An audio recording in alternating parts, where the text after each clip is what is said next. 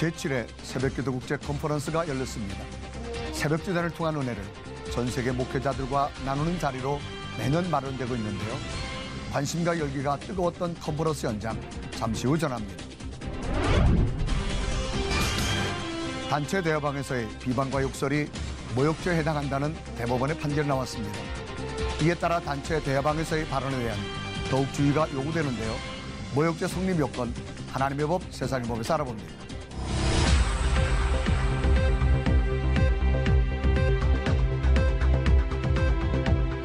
안녕하십니까? 유병용 목사입니다. 지난 8월 하계 올림픽에 이어 오늘부터 브라질 리우에서는 장애인의 올림픽이 시작됐습니다. 모든 경기마다 그 승패 이전에 인간 승리의 감동이 전해지는 자리가 될 텐데요. 81명의 대한민국 선수들이 출전했습니다. 12일간의 선전을 할 모든 선수들을 응원해 주시고 지켜봐 주시면 좋겠습니다. 첫 순서로 교계 뉴스부터 전해드립니다. 새벽기도를 통해 부어주시는 은혜의 사랑을 전 세계 목회자들과 함께 나누는 새벽기도 국제 컨퍼런스가 올해로 7회째를 맞았습니다. 해가 가며 더욱 뜨거운 관심과 열기가 더해지고 있는 컨퍼런스 첫날 표정을 김효정 기자가 담았습니다. 이달 초 진행된 9월 특별 새벽 집회의 열기가 채 식지 않은 지난 8일 서울 명성교회에서 열린 새벽기도 목회자 국제 컨퍼런스에 참여하기 위해 전 세계 목회자들이 한자리에 모였습니다. 올해 7번째로 개최된 컨퍼런스는 새벽기도로 받은 은혜와 목회 노하우를 나눔으로써 교회의 재도약을 꿈꾸는 모든 목회자들에게 영적, 육적 충전의 기회를 제공하기 위해 마련됐습니다. 교단을 초월해 전국에서 올라온 목회자와 50여 명의 해외교회 지도자 등 4천여 명의 참가자들은 새벽기도의 노하우를 배우고 영적 회복을 다짐했습니다. 미국과 캄보디아 등 해외에서 온 목회자들은 특히 한국교회 부흥의 원동력으로 꼽히는 새벽기도회에 직접 참여하고 목회자들과 교감함으로써 새벽에 역사하시는 하나님의 특별한 은혜를 체험할 수 있었다고 고백합니다. I'm excited to be here because I think there's a movement of prayer going on around the world and I've been trying to get that started in our community and to hear about what's going on here. I just had to be a part of it and see what the Holy Spirit is doing.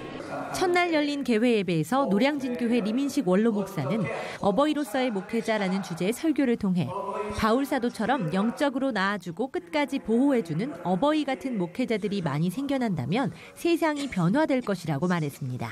아카페 사랑, 어버이 사랑, 바로 이것이 목회자 실천으로 번져나가서 온 교회가 사랑으로 하나가 될 때 이것이 참 목회요, 교회요. 이것이 하나님께서 우리를 세우신 뜻이다. 첫 번째 강의에 강사로 나선 명성교회 김사만 원로 목사는 지난 시간 하나님의 은혜로 가난을 극복한 대한민국은 이제 또 다른 영적 위기에 직면했다며 목회자의 기본인 기도로 더욱 무장해 이 시대를 치료하고 국가를 영적인 선진국으로 만들어야 한다고 말했습니다. 기독교적인 영적 정상에 올라가지 않으면 선진국이 안 되게 돼 있어요. 영적으로 이 민족을 일으켜서 선진국으로 이끄는 길이 우리 한국 교회에 달렸고 교회의 사명을 다하면 반드시 그런 날이 올 수 있다는 것입니다.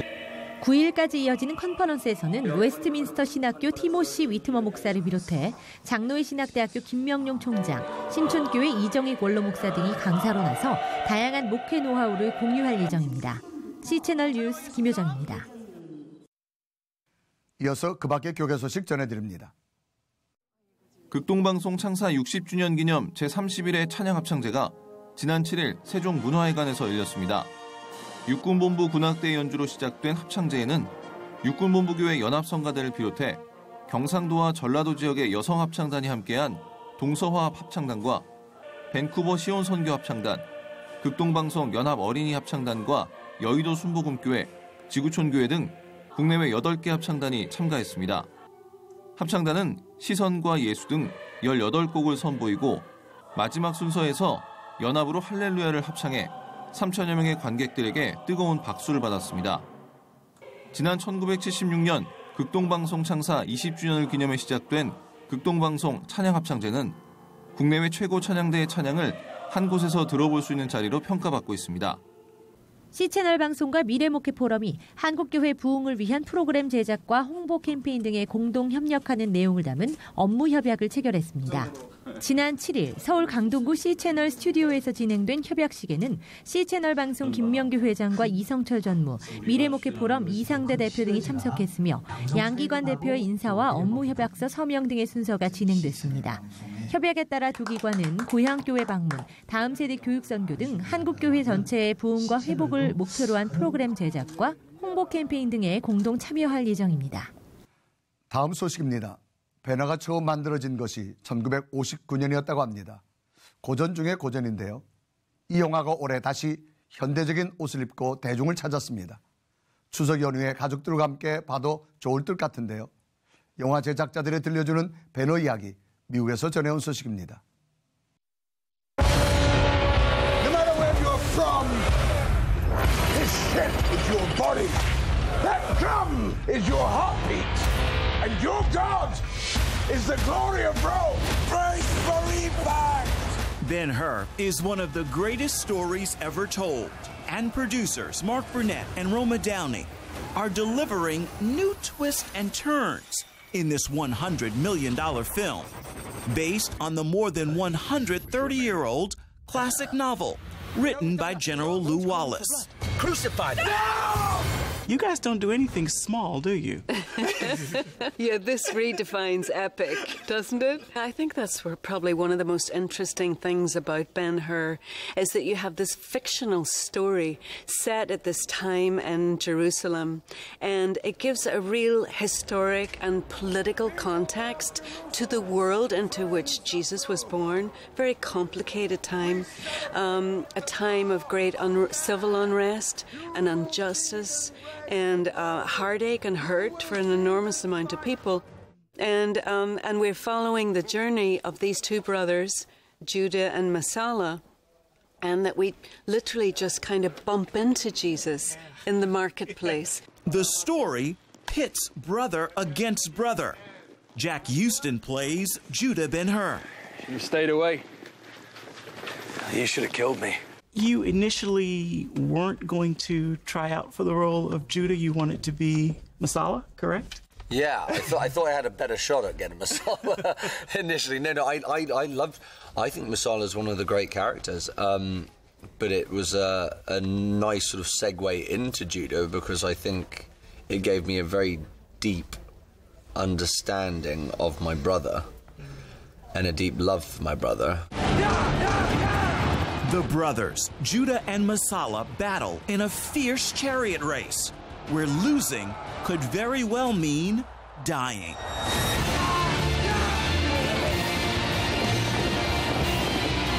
How much horse training did you have before coming to Ben-Hur? Vast amounts. I mean, I was taught to ride a horse on Prince of Persia many years ago by the same people who taught us now to ride these chariots.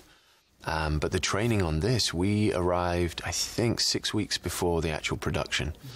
And every day you're learning. And we shot the chariots for 3 months of the 6 months. Toby Kebbell and Jack Houston did not use stunt doubles for these scenes, even as their horses reached racing speeds of more than 40 miles an hour. The speed at which you're going or during the circus, intimidating? Yeah, I chipped a tooth, a stone hit me in the tooth. I got a wad. It can only be described as a wad of mouth froth, covered my whole vision. So I, as well as the blind driver, was covered. And then, of course, the dust is being kicked up.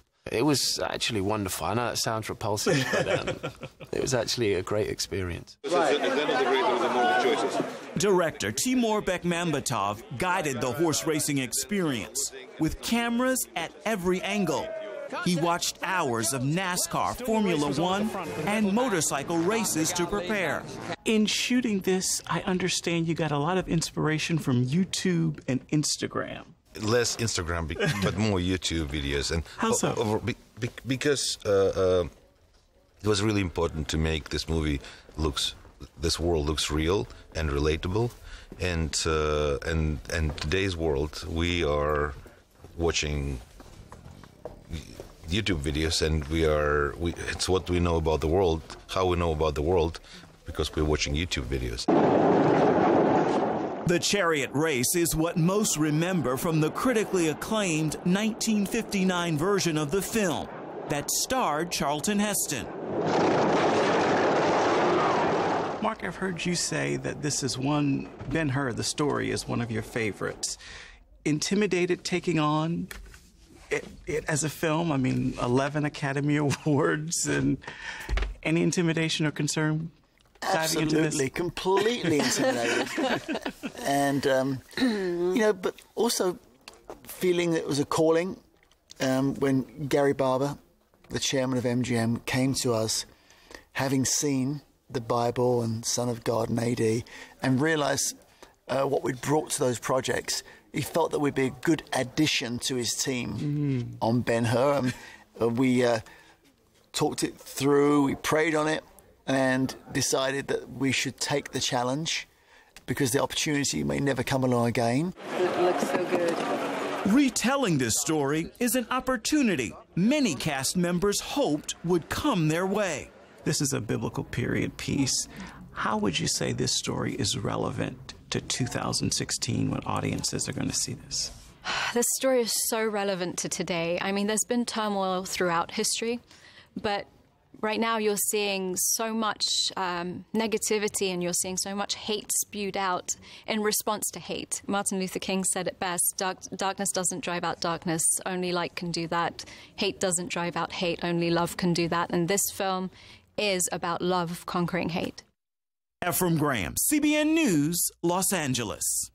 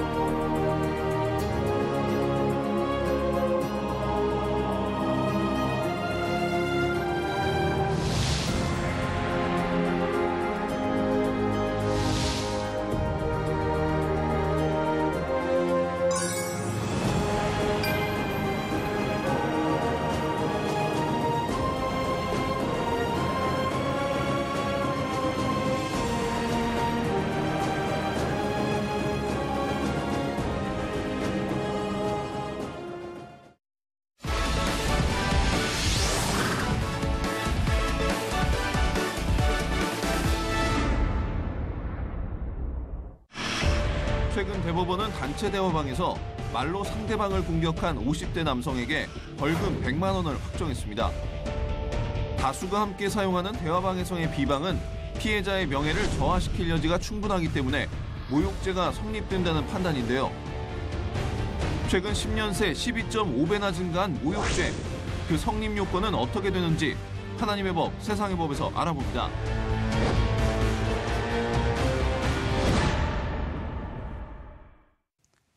하나님의 법, 세상의 법, 이재만 변호사님 나오셨습니다.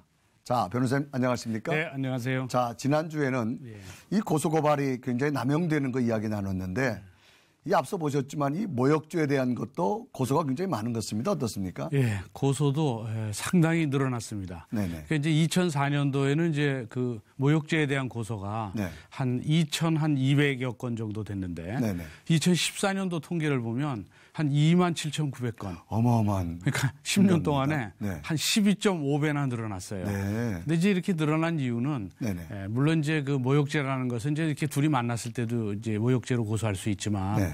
요즘에는 이제 카톡들을 많이 하니까 특히 단톡방이라 해서 단체 카톡방. 그렇죠. 그 안에서 서로 말다툼을 하다 보면 네네. 서로 경멸적 표현, 욕설도 하고 이러면 사실은 모욕죄로 고소했고 또 실제적으로 모욕죄로 처벌된 그런 사례도 있습니다. 네. 자, 이 평소에 말다툼하다가 뭐 실수할 수 있는데 이것이 결국은 이 단체 대화방에서 나오게 되면 문제가 되지 않습니까? 그렇죠. 이제 단톡방이라고 그래서 이제 단체 네네. 카톡방. 네. 거기서 이제 서로 말다툼 하다가 네. 뭐 한번 그런 적도 있어요. 뭐 무식이 한우를 찌르네. 네. 그 무식이 뭐 눈은 장식품이냐.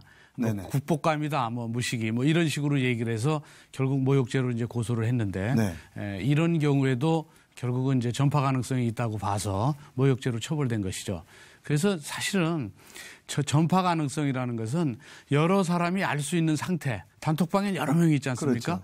그러면 결국은 이제 여러 명이 알 수 있는 상태이기 때문에 결국 모욕죄의 요건에 이제 해당되게 되는데 한 번은 이런 경우도 있었어요. 택시기사가, 택시기사가 아니라 이제 택시 승객이 택시기사하고 이제 요금 문제로 시비가 붙어서 경찰을 신고했어요, 112. 근데 경찰이 좀 늦게 왔어요. 그러니까 너무 늦게 오니까 이 승객이 화가 나서 혼잣말로 욕설을 했어요. 혼잣말로 욕설을 했으니까 그걸 들은 사람이 이제 모욕죄로 고소를 해서 벌금이 50만 원 나왔는데 대법원에서는 파기됐어요. 무죄로. 그 이유는 이것은 혼잣말로 한 것이지 어떤 사람을 특정해서 얘기한 것이 아니다. 그래서 불특정 다수가 인식할 수 있는 상태 또 피해자가 특정된 상태가 아니다. 이래서 무죄가 된 경우도 있습니다. 그 모욕죄로 인정되는 경우는 주로 어떤 경우입니까? 그 모욕죄가 인정되기 위해서는 이제 형법에 사람을 공연히 모욕한 자는 1년 이하의 징역이나 또는 200만 원 이하의 벌금형에 처한다. 이렇게 돼 있어요. 그래서 그 모욕죄 성립 요건이 그 공연히 모욕한 자예요. 이게 공연이라는 것은 공연성은 불특정 다수가 인식할 수 있는 상태입니다. 그러니까 부부가 단둘이 어느 정치인을 막 욕을 했다. 그건 아무리 욕을 심하게 해도 그것은 결국은 공연성이 없어요. 두 사람끼리 하는 얘기니까. 그러니까 그런 경우에는 아무리 욕을 심하게 해도 처벌받지 않습니다. 공연성이라는 것은 여러 사람 앞에서 여러 사람이 알 수 있을 때 공연성이라고 하는 거죠. 근데 이제 특이한 것은 한 사람한테 얘기할 때는 공연성이 없죠. 근데 기자한테 얘기했을 때는 그게 보도되면 공연성이 있습니다. 그렇죠. 그러니까 기자의 경우에는 한 명한테 얘기했다 할지라도 그것은 공연성이 있어서 명예훼손죄도 될 수 있고 모욕죄도 될 수 있고 이렇습니다. 그리고 또 하나 피해자가 특정돼야 됩니다. 그러니까 서울 사람들은 깍쟁이야 이런 것은 피해자가 특정이 안 됐어요. 그렇죠. 너무 집단이 커서. 그리고 특히 이제 언론에서 보도할 때는 이런 명예훼손이나 모욕 이런 걸 피하려고 이니셜을 씁니다. A 씨는 뭐 이렇게. 근데 이니셜로 쓰면 특정이 안 되기 때문에 이제 모욕이나 명예훼손죄가 되지는 않죠. 그런데 전체적인 문맥을 봐서 이니셜은 썼지만 결국 누구인 거를 일반인들이 알 수 있었을 때 그게 가령 어느 연예인에 대해서 A 씨는 어떻게 했다. 그리고 사진을 찍으면서 사진을 다 뭐 모자이크는 했지만 뭐 상 받을 때 사진이라서 그 배경을 잘 유추하니까 요거는 무슨 상 받을 때 누구다 옷 입은 거 보니까 특정이 되죠. 이제 그런 건 특정된 겁니다. 이니셜로 했든 모자이크로 했든 일반인이 문맥으로 봤을 때 특정이 되면 이니셜로 써도 특정이 되니까 죄가 성립되죠. 그리고 이제 세 번째 구성 요건은 뭐냐면 결국은 경멸적 표현으로 사회적 평가를 저하시켜야 됩니다. 그래서 이제 명예훼손죄와 모욕죄의 차이는 명예훼손죄는 어떤 구체적 사실을 적시하는 거예요. 저 사람은 사기꾼이다. 이러면 사기를 치는 사람이라고 사실을 적시했기 때문에 결국은 명예훼손죄가 되는 것이고요. 뭐 막 욕을 했다. 경멸적 표현으로. 그러면 이제 모욕죄가 되는 것이죠. 자, 이 최근에는 이런 고소에 관한 것들이 참 모욕죄가 많은데 이 법원에서는 좀 입장이 강경한 것 같습니다.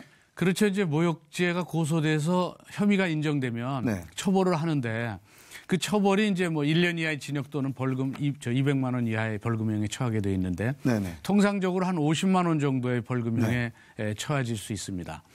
그래서 이제 50만 원이라는 게 사실 적긴 하지만 그러나 수사를 받고 경찰에서 수사받고 검찰에서 수사받고 또 경우에 따라서는 재판을 받기도 하고 약식 재판은 아닐 땐 재판도 받죠. 이런 여러 가지 그 어려운 점 본인이 이제 굉장히 어렵지 않습니까? 그러면 벌금은 50만 원이 나오더라도 그 과정이 감내하기 힘들 정도로 이제 힘들죠 아무래도. 그런 걸로 봐서는 법원도 이 모욕죄에 대해서 강경하게 처벌해야 된다는 그런 입장이라고 보는 것이죠. 자, 한간에서는 이런 부분들이 어떤 표현의 자유를 억누르지 않느냐 어떤 그런 이야기들의 반응은 어떻습니까? 모욕죄를 폐지해야 된다는 주장이 있습니다. 아, 폐지하자? 그래서 폐지하자는 주장은 이 모욕죄 때문에 이 자유로운 토론이나 건전한 비판이 위축된다. 그다음에 뭐 정치적이나 학술적인 어떤 그 의사 표현이 또 위축될 수 있어서 여러 가지 발전을 막고 있고 또 이제 중국 같은 데도 백화쟁명이라고 그래서 여러 가지 의견이 나와서 사실은 많이 발전되지 않습니까? 사상적이나 철학적으로 이런 걸 막는 게 아니냐. 그래서 사실 이걸 폐지해야 된다는 그런 네. 입장도 있기는 있습니다. 그런데 또 폐지해야 된다는 입장 중에 하나는 이 모욕죄에 대해서는 사회 자정 기능에 맡겨서 네. 스스로 모욕을 하지 않고 말을 잘 가져서 쓰도록 해야지 이거를 국가가 형벌권으로 제재하는 것은 옳지 않다. 이래서 모욕죄에 대한 폐지 주장이 있습니다. 근데 이제 외국의 그 모욕죄 적용 국가를 보면 한국, 일본, 독일 정도가 모욕죄가 있습니다. 근데 독일은 아예 1960년대 이후에는 모욕죄를 처벌하지 않고 있으니까 거의 사문화되어 있고요. 일본의 경우에도 모욕죄는 있지만 굉장히 경미합니다. 미국 같은 경우에는 이제 모욕죄 처벌 규정이 없고요. 이런 걸로 봐서는 결국은 모욕죄는 대세적으로 처벌하지 않는 게 이제 해외도 그렇고 대세이긴 한데 우리나라는 이제 모욕죄에 대해서 법원의 처벌이 강경하죠. 그래서 이제 어떤 사람이 이 모욕죄 처벌 규정은 이제 너무 이 폐지 주장처럼 자유로운 토론이나 건전한 비판을 위축시킨다. 또 학술적이나 정치적 의사 표현도 위축시킨다. 그러니까 이 모욕죄 폐지해야 된다. 그래서 이 모욕죄 규정은 헌법상 양심의 자유라든지 무슨 자유로운 표현의 자유에 대해서 저촉되니까 위헌이다. 그래서 헌법 심판 청구한 적이 있어요. 근데 6대 3으로 합헌이 됐어요. 그러니까 그래도 헌법재판소에서 3분은 그 당시에 3분 정도는 결국은 이게 위헌이다 이렇게 판단하기도 해서 앞으로 이제 이 모욕죄가 계속 유지될지는 더 두고 봐야 됩니다. 자, 요즘은 꼭 뭐 단톡방 아니라도 어딜 가도 어떤 CCTV나 또 어떤 메신저들이 많아서 모든 것이 참 기록되고 있는 그런 사회가 아닙니까? 굉장히 좀 조심해야 될 그런 사회에 살고 있는 우리 공감하겠는데 변호사님 어떻습니까? 그렇습니다. 사실은 우리 옛말에 3, 4, 1원이라는 말이 있지 않습니까? 한마디 말을 하기 위해서는 3번 생각해라. 그러니까 생각한 후에 한마디 말을 해라. 뭐 그런 얘기도 있고 또 한 번 뱉은 말은 담을 수가 없다. 그러니까 정말 말을 조심해야 되죠. 근데 예전의 경우에는 말을 조심하지 않는다고 하더라도 그 말이라는 것은 실제적으로 그 지역에 있는 사람만 알고 이제 잊어버리거든요. 근데 지금은 이제 인터넷 세상이기 때문에 한 번 말을 하면 전 세계가 그냥 그렇죠. 전 세계로 퍼져나가고 이게 지워지지가 않으니까 경우에 따라서는 10년, 20년 전에 한 말이 지금 20년 후에 다시 드러나서 저 사람의 인생관이 이상하다. 저 사람의 국가관이 이상하다. 그래서 공격을 당할 수도 있습니다. 그래서 잠언에도 무릇 지킬 만한 것보다 내 마음을 지켜라 이런 말이 있지 않습니까? 그게 결국 말을 조심하기 위해선 자기 마음을 정말 잘 지키고 3, 4, 1원이라는 이런 속담도 기억하면서 한 번 뱉은 말은 담을 수 없다. 인터넷 세상에서 뱉은 말은 한 번 쓴 그런 얘기들 그런 것들은 10년, 20년 아니면 100년 후에도 남아있으니까 증손자가 우리 할아버지가 이런 말을 하셨어? 라고 할 수도 있으니까 정말 글을 남기거나 할 때 단톡방에서 정말 처벌받기 이전에 조심을 해야 되겠죠. 다음 주가 추석 명절인데요. 특히 가족들이 모인 자리에서의 말조심도 꼭 유념해야겠습니다. 변호사님 말씀 여기까지 듣겠습니다. 감사합니다. 네, 감사합니다.